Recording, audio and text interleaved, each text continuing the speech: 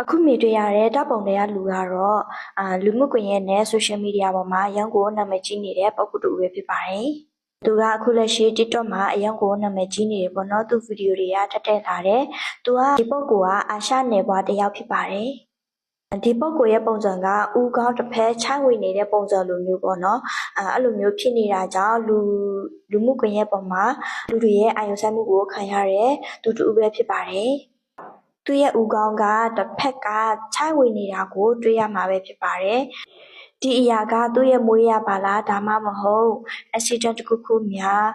ဖြစ်ပြီးတော့သူကအဲ့ဒီအရာကိုဖယ်ထုတ်လိုက်ရတာလားတော့တေချာမသိရဘူးရှင်လူတချို့ကဆိုလို့ရှိရင်သူကအဲ့ဒီဒဏ်ရာတစ်ခုကြောင့်အဲ့ဒီသူ့ရဲ့ခေါင်းက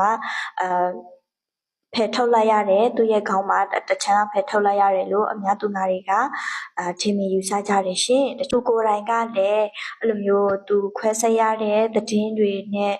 အဲ့လိုမျိုးနဲ့ပတ်သက်တဲ့အကြောင်းအရာတွေသူမှဖော်ပြထားခြင်းမရှိတဲ့အတွက်ကြောင့်ပဲဖြစ်ပါတယ်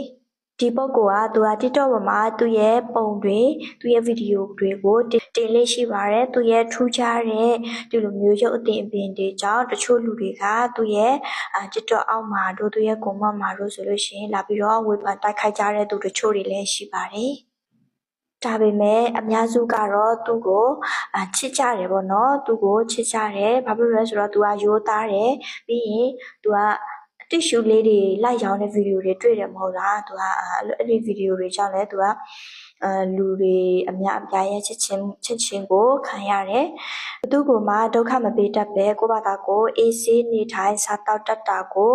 လူတချို့တွေကအဲ့ဒီအချက်လေးတွေကိုသဘောကျပြီးတော့သူ့ကိုချစ်ကြတယ်အားပေးကြတယ်ရှင်သူတချို့ဆိုလို့ရှိရင်သူရဲ့ fan လေးတွေတောင်ရှိတယ်ပေါ့နော်သူရဲ့ဗီဒီယိုလေးကိုယူတင်ပေးတဲ့ fan page တွေလည်းရှိပါတယ်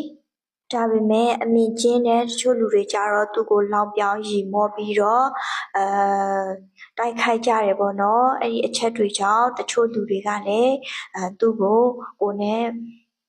ဘာမှမလုပ်ဘဲနဲ့သူ့ဘာသာသူရိုးသားသားအေးဆေးဆေးနေထိုင်တတ်တဲ့